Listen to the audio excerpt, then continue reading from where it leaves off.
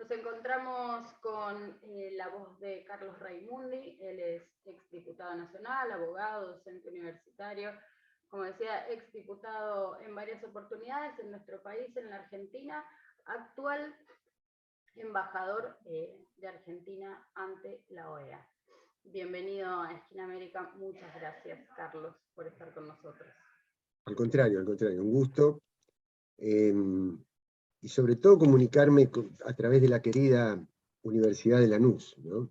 Que tanto bien le está haciendo desde hace tantos años a la educación popular y a la descolonización de las cabezas, ¿no? Que es tan importante, porque es el preámbulo a cualquier otra lucha económica o política que tengamos que dar, es quitarnos el corsé mental que tenemos, cultural que tenemos desde hace tantos siglos y décadas instalado, así que el papel que cumplen ustedes me parece fundamental, por eso el doble agradecimiento de poder estar con ustedes.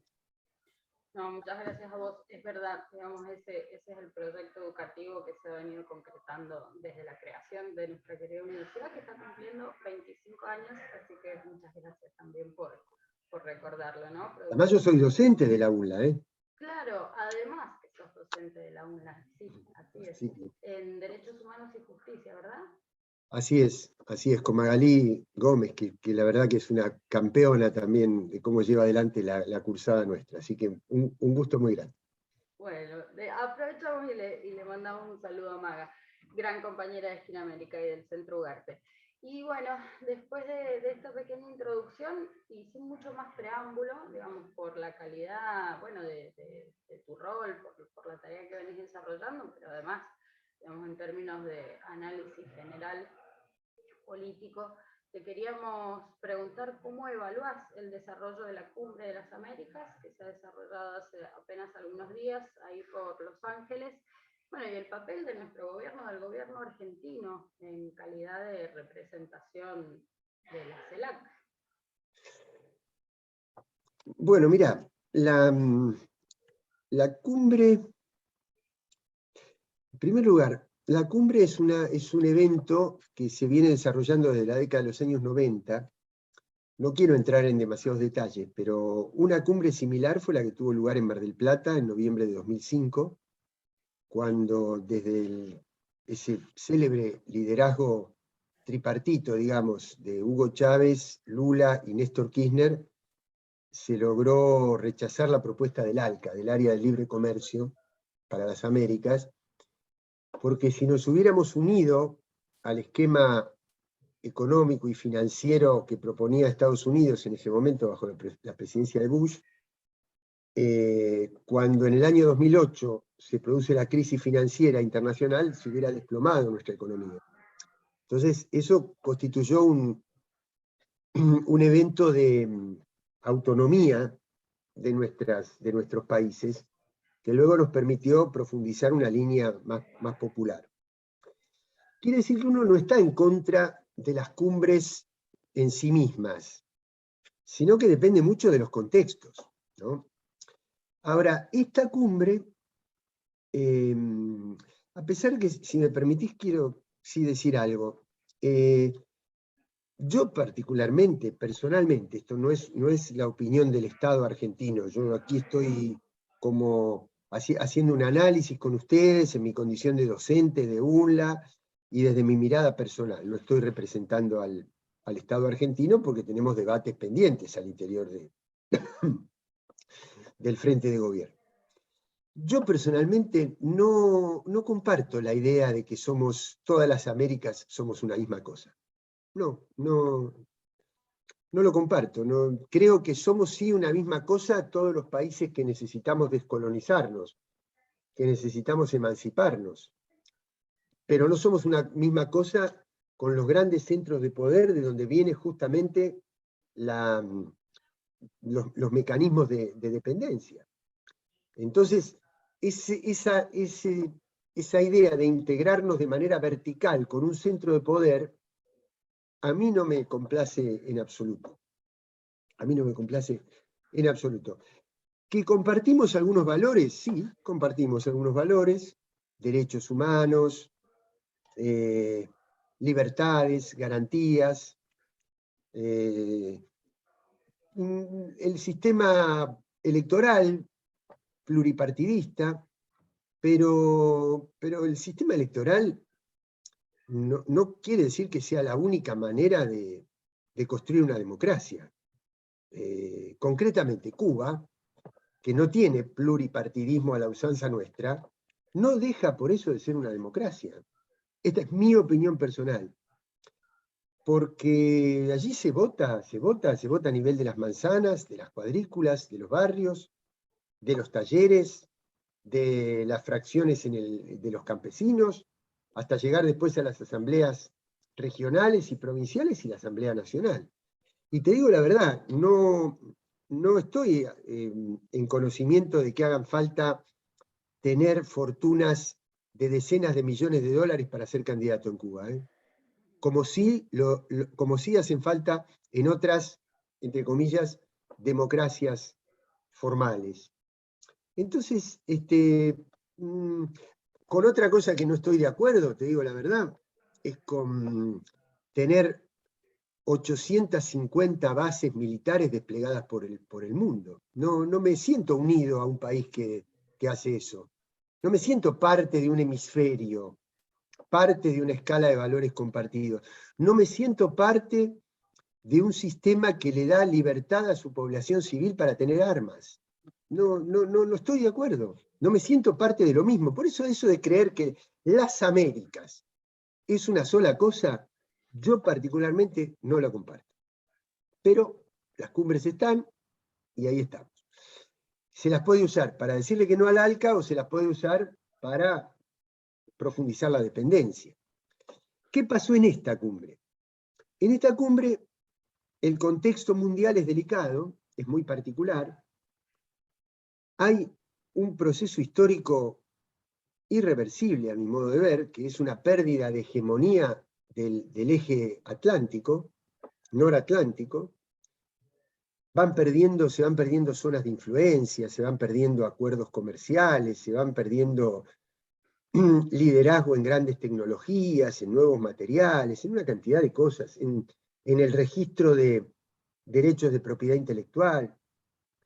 Y eso va deteriorando la economía y va haciendo que las instituciones financieras que se estructuraron para sostener ese sistema que va perdiendo peso, empiecen a convivir con otro tipo de instituciones, como la zona y la ruta de la franja y la ruta de la seda, como el Banco de Inversión en Infraestructura de Asia, como los BRICS, es decir, nuevas instituciones. Entonces, frente a esa pérdida de hegemonía a nivel mundial, que en el año 2021 se vio reforzada por la necesidad que tuvo Estados Unidos de retirarse de Afganistán, por ejemplo, en lo que fue interpretado como un tremendo fracaso geopolítico, porque ahí las potencias que estabilizan el Asia son otras y no los Estados Unidos.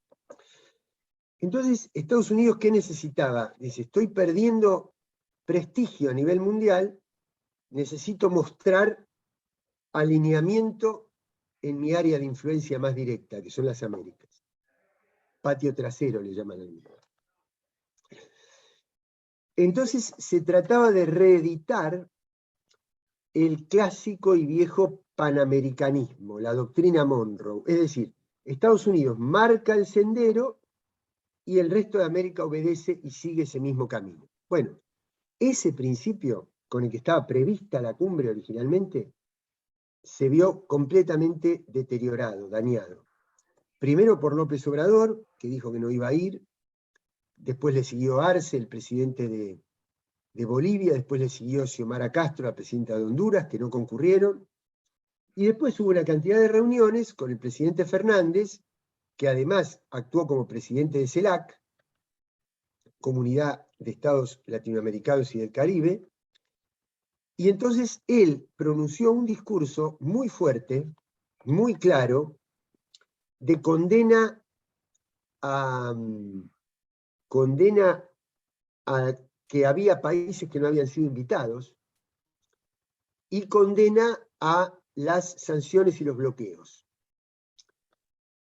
Quiere decir que la cumbre, que venía en un sentido, cambió completamente de semblante a partir del discurso del presidente Fernández. Y se empezó a hablar de esos temas, no de los documentos previos.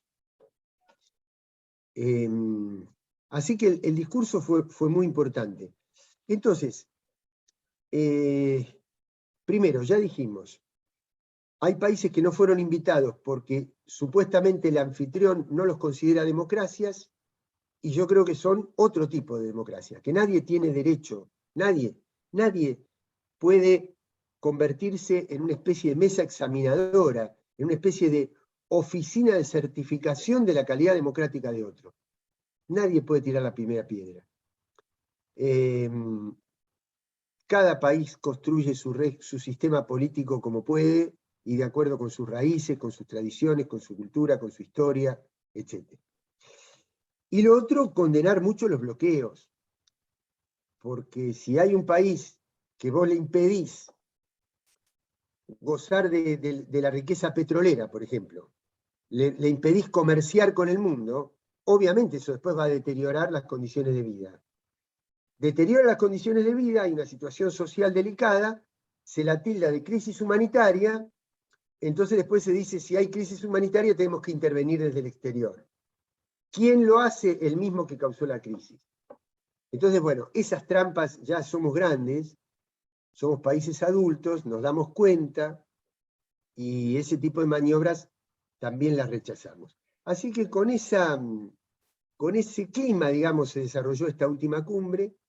Por último, te diría, claro, cuando el presidente de Estados Unidos se vio conmovido, digamos, de alguna forma, porque se desplazó el libreto que él pensaba originalmente, ¿qué es lo que hizo? En un almuerzo final, que fue muy selecto, yo no participé de ese último almuerzo, planteó la amenaza de una tercera guerra mundial. Claro, ahí yo tendría mucho cuidado por varias cosas.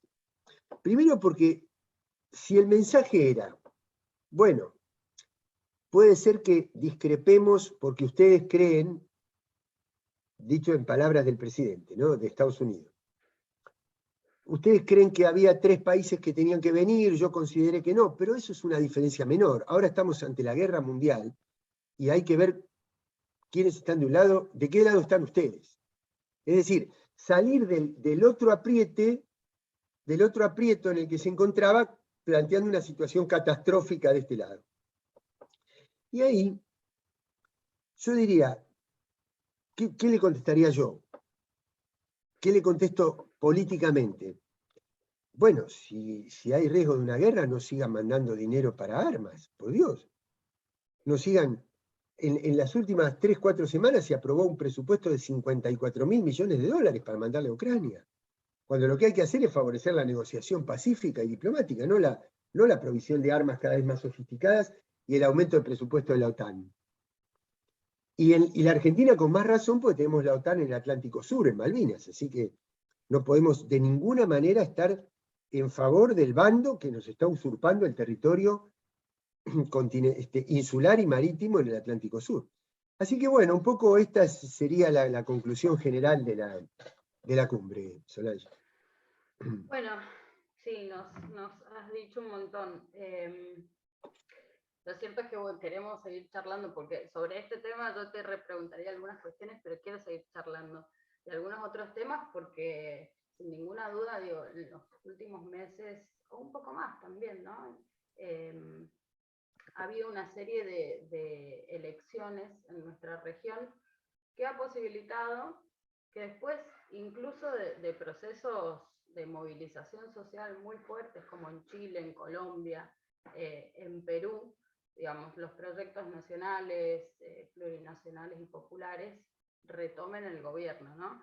Y en ese sentido, queríamos preguntarte qué tan relevante te parece para la región el reciente resultado de Colombia, más allá de que entendemos desde Esquina América, desde el Centro Ugarte, que por supuesto digo, es una victoria popular que puede llegar a transformar de alguna manera la vida de las y los colombianos, pero entendemos que es más que eso también. Entonces, para la región, ¿cuál evaluás que es su importancia? Y, claro, si uno lo analiza individualmente, puede tener una lectura, pero cuando vos lo analizás en ese contexto que vos señalabas, de Chile, de Perú, de las protestas sociales en Ecuador, de la perspectiva que tiene Lula de volverse a convertir en presidente de Brasil. De la victoria en Honduras. Claro, claro. Entonces uno dice, hay como un estado de ánimo generalizado, que tiene que ver con un cansancio, un hartazgo moral de los pueblos de los ajustes neoliberales. Ahora, en el caso de Colombia particularmente, yo miraría tres cosas. Una, la alegría que podemos sentir del acceso al gobierno de una fuerza con ciertos principios afines, no iguales, pero sí afines, después de tantísimos años, ¿no? Número dos,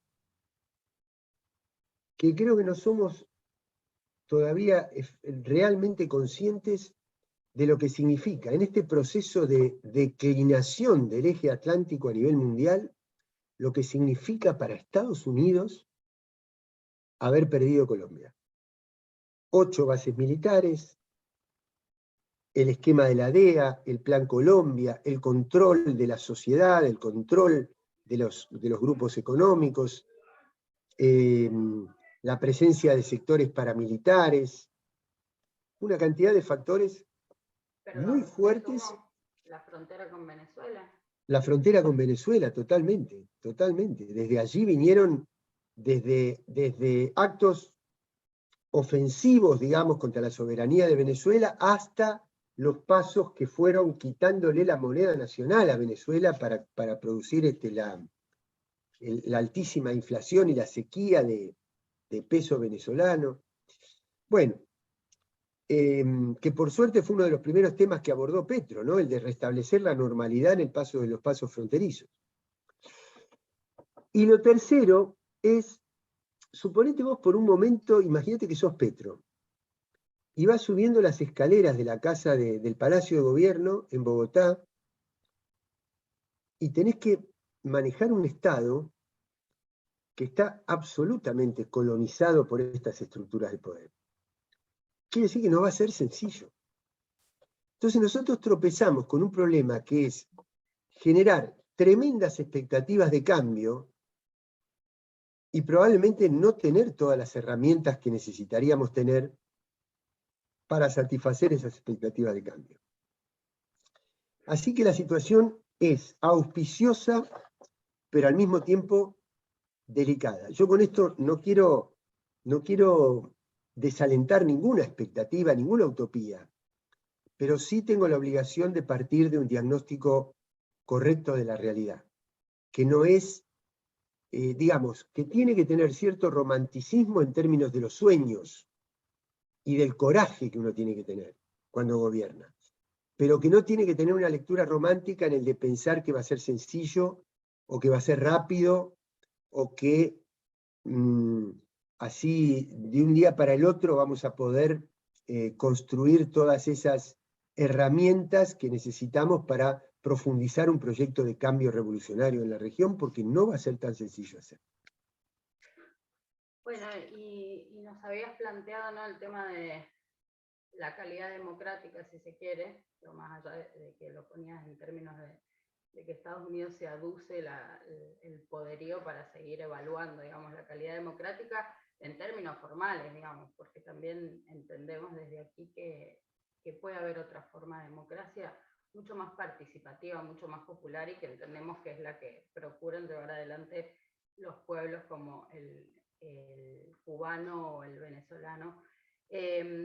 Pero hay algo que es central de lo que vos también venís hablando un poco, que tiene que ver con el lugar que están ocupando los estados-nación en nuestra América frente al poderío y al poder real de las corporaciones, ¿no? De esta red que se ha transnacionalizado y que tiene una injerencia enorme en todos los gobiernos. Bueno, sin ninguna duda, también lo decíamos un poco Anteriormente, Estados Unidos, la estructura de gobierno, la política, está cooptada por las grandes corporaciones económicas. Entonces, entendemos como que hay una suerte de transformación, si se quiere, que se viene desarrollando hace décadas en la relación entre los estados y las corporaciones, ¿no? La relación entre las fronteras nacionales y el capital nacional, que ha tomado otra dimensión.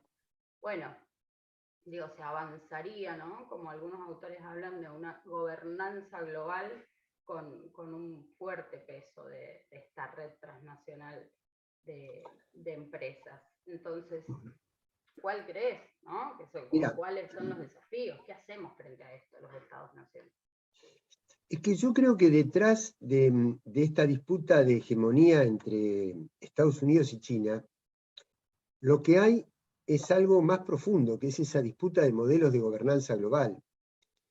Y es o la política recupera la capacidad de fijarle reglas al poder económico, o el poder económico deglute a la política directamente y elimina la categoría del Estado. Yo creo que estamos ante esa disyuntiva histórica. Ahora, la presencia de un polo, digo, la debilidad de los estados es tan evidente que cuando las organizaciones multiestatales, digamos, donde están representados los estados, como la OMC, el G20, la ONU, la OEA, la Organización Mundial de la Salud, le exigieron a los laboratorios que levantaran los derechos de propiedad intelectual para democratizar el acceso a las vacunas, no lo lograron. Es decir, pudo mucho más el poder financiero de estos grandes conglomerados que el poder estatal. Más allá de que vos imaginate que la figura de Trump a mí no me despierta ninguna simpatía, pero Twitter le cerró la cuenta al presidente de los Estados Unidos, una empresa privada.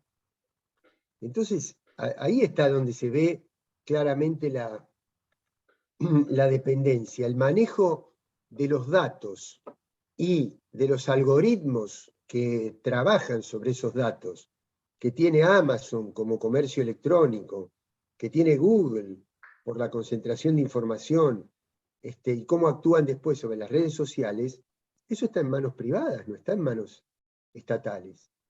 Y eso es un riesgo muy grande. Ahora, la presencia de este otro eje asiático, yo creo y tengo la expectativa de que favorezca la estatalidad. Porque si bien, como decía la vicepresidenta Cristina el otro día, hay fuertes elementos de capitalismo en estas economías, tanto en la rusa como en la china, también hay fuertes elementos de control estatal. Y yo no digo control estatal en el sentido de vivir en una dictadura del control estatal, como en esa película que citó Cristina, La vida de los otros, que era lo que sucedía en la Alemania oriental previa a la caída del muro. No, estoy hablando de control estatal en el sentido de la defensa del interés público por encima del interés privado. Al contrario, el Estado como protección de la libertad individual, no como coerción a la libertad individual. Los que coercionan la libertad individual y muchas veces en nombre de la democracia son estas redes, que nos manejan como mercancías, que nos hacen creer que somos libres, que nos podemos expresar de cualquier manera, pero que mientras tanto están manejando todas nuestras preferencias, nuestros deseos, etcétera, y fabricando estos mensajes de odio que nos van despegando cada vez más de nuestros grupos de pertenencia, de nuestros afectos, etcétera. Así que yo creo que eso es lo que está detrás en el mundo, en este momento geopolítico. Es más que la lucha entre dos grandes potencias estaduales, sino que es la disputa de dos maneras de gobernar el mundo.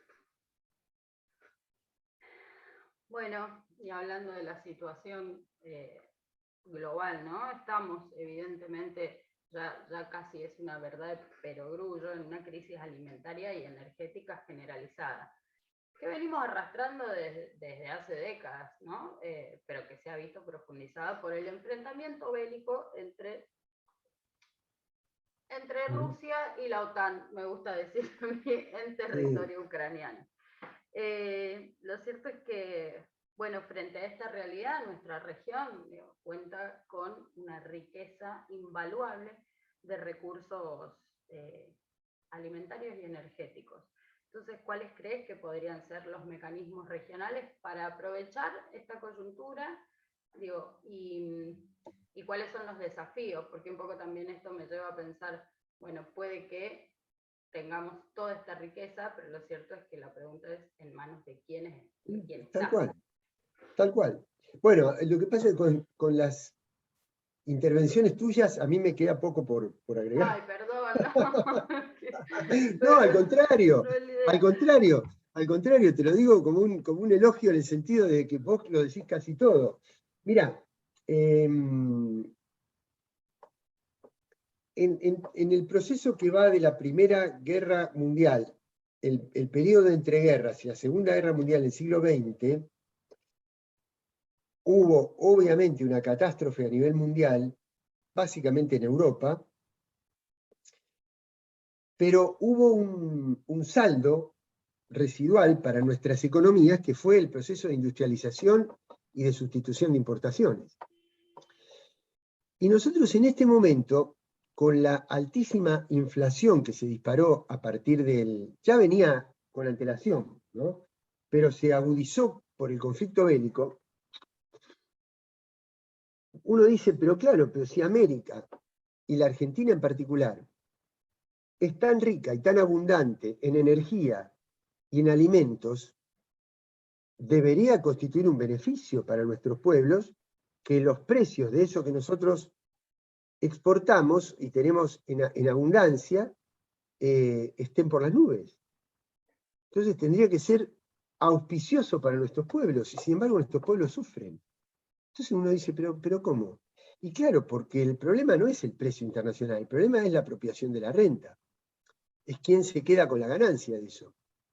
Entonces lo que tenemos que hacer es romper esas cadenas de conexión con el sistema financiero globalizado, que es el que se queda con toda la ganancia. Es decir, autonomizar nuestras políticas de las políticas de los grandes conglomerados financieros. Y además, como buena parte del incremento de los precios es porque la oferta de esos productos está cartelizada, lo que tenemos que hacer nosotros es concentrar también la demanda. Es decir, la demanda de medicamentos, la demanda de alimentos, la demanda de fertilizantes, si vos la haces en nombre de una economía como la de Uruguay, que tiene 3 millones de habitantes, es una cosa, y si la haces en nombre de casi 400 millones de habitantes que tiene América del Sur, los precios caerían completamente. Entonces uno se pregunta, ¿pero por qué los monopolios privados están unidos y los estados latinoamericanos no estamos unidos para dar una respuesta única también? Y bueno, son los grandes desafíos, a eso es lo que yo llamo coraje político, mirada estratégica, temperamento, ¿no? Que es lo que Cristina decía el otro día en el último discurso, no pensar en la correlación de fuerzas como un limitante, sino si sabemos que no tenemos la fuerza suficiente, hacer lo que corresponde para conseguirla, esa fuerza, y liderar un proceso de integración, que yo creo que de alguna manera implicaría una especie de reactualización, de resignificación de la tercera posición histórica en la política exterior argentina, sabiendo que el contexto es distinto de hace 70 años cuando fue formulada que ahora, pero manteniendo el espíritu central, que es el de que es imprescindible la integración y en el que es imprescindible el no alineamiento y las decisiones autónomas, para no quedar prisioneros de la potencia que tienen los dos bloques en pugna. Yo creo que la ampliación de los BRICS podría ser una de las alternativas, pero básicamente la integración de América del Sur y tomando en cuenta que México probablemente mantenga un gobierno con mirada latinoamericana, no con mirada norteamericana, sino con mirada latinoamericana, sumar también a México y uniendo ese polo de México con América del Sur, todo el istmo de América Central y Caribe, tenemos una potencialidad extraordinaria.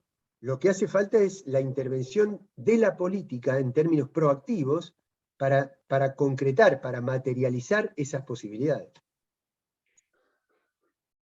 Lo escribís, traes a México y a mí se me hace una sonrisa porque también no uno piensa necesariamente en esa escala y en este momento de oportunidad, bueno, con todos los desafíos que se plantean, pero también mencionabas el poderío de estas empresas tecnológicas y de cómo van construyendo el sentido común a través de sus múltiples plataformas a las que la pandemia nos ha llevado como abruptamente, más allá de que también ya las veníamos utilizando, bueno, como humanidad hemos empezado a vivir y a desarrollar gran parte de nuestras actividades cotidianas, de todo tipo, en estas plataformas, en este mundo virtual.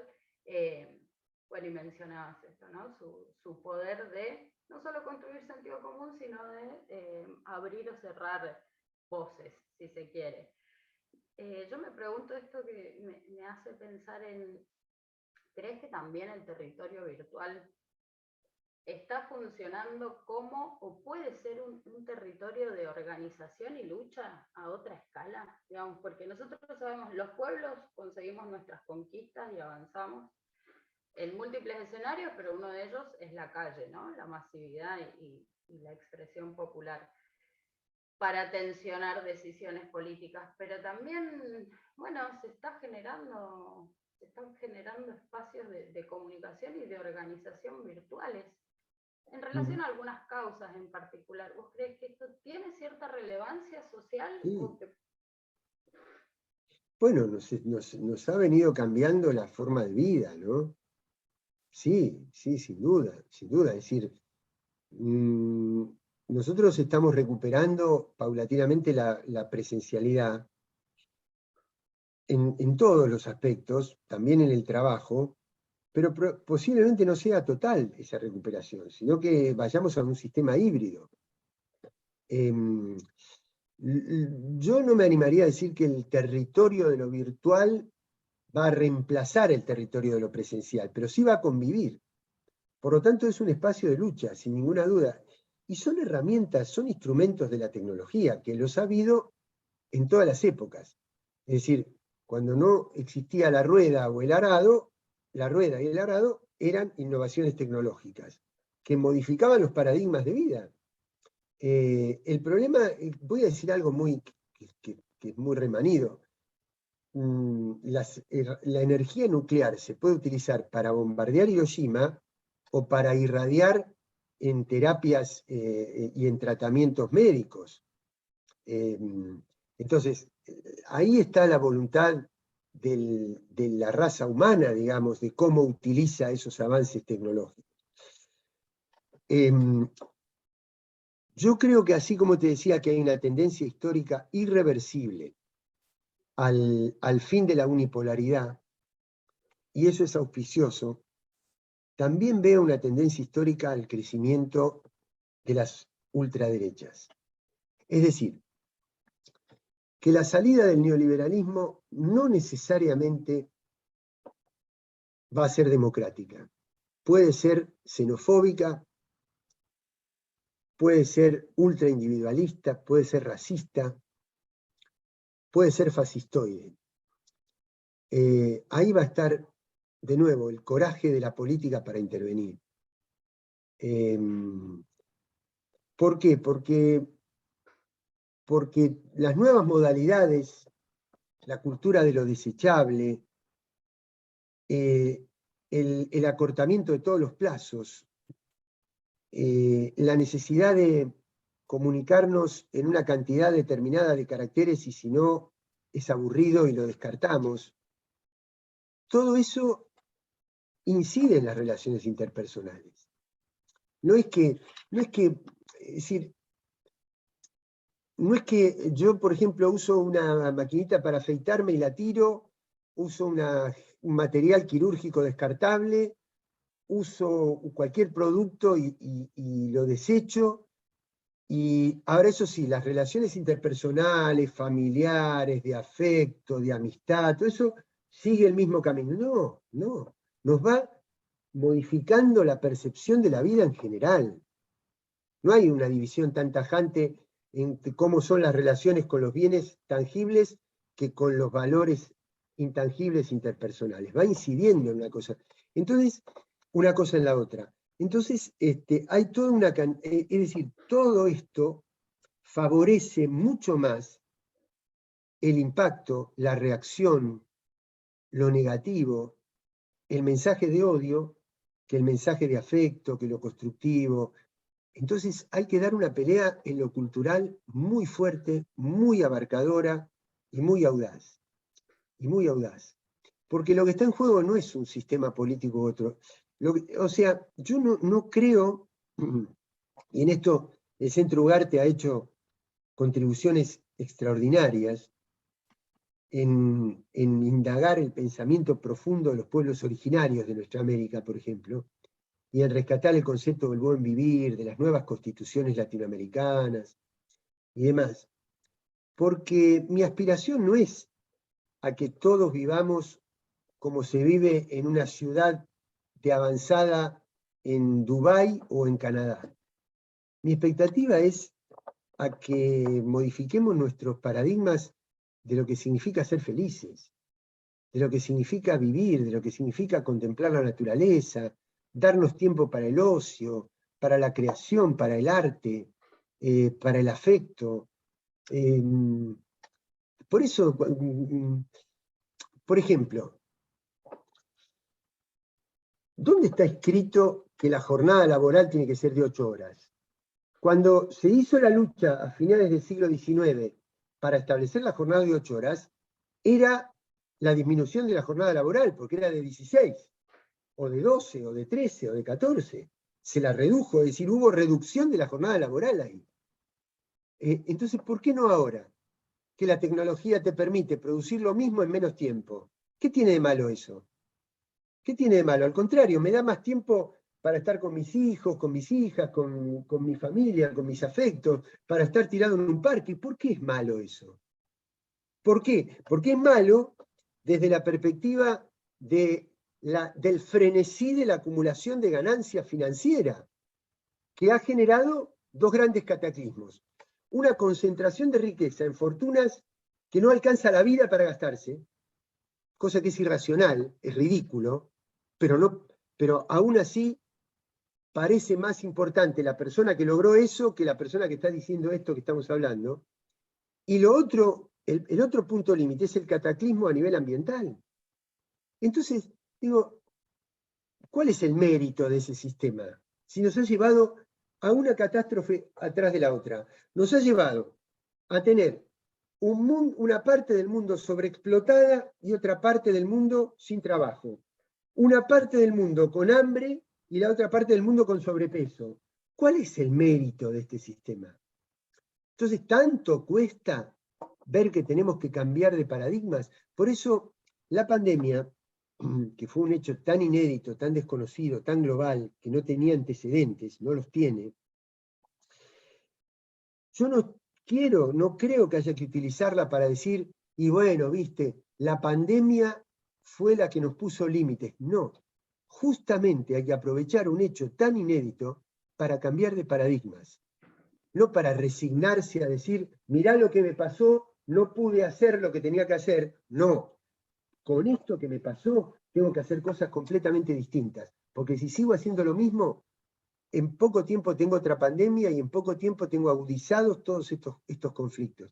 Por eso, la utilización del espacio virtual, que no lo podemos detener, tiene que ser en función de estos nuevos valores éticos y lógicos para hacernos una composición de la vida en general, no únicamente utilizarlos en términos materiales.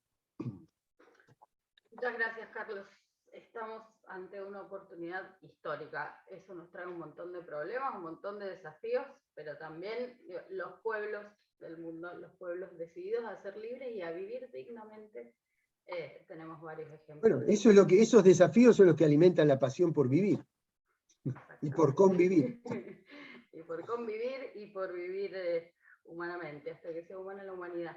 Muchísimas gracias. Pasó por Esquina América Carlos Raimundi, él es docente de nuestra universidad, la Universidad Nacional de Lanús, además de actual embajador de nuestro país ante la OEA, y mucha más historia, y un gran compañero, un gran militante. Así que muchas gracias por tu tiempo, Carlos. Gracias, Solange, un gusto muy grande. Un abrazo.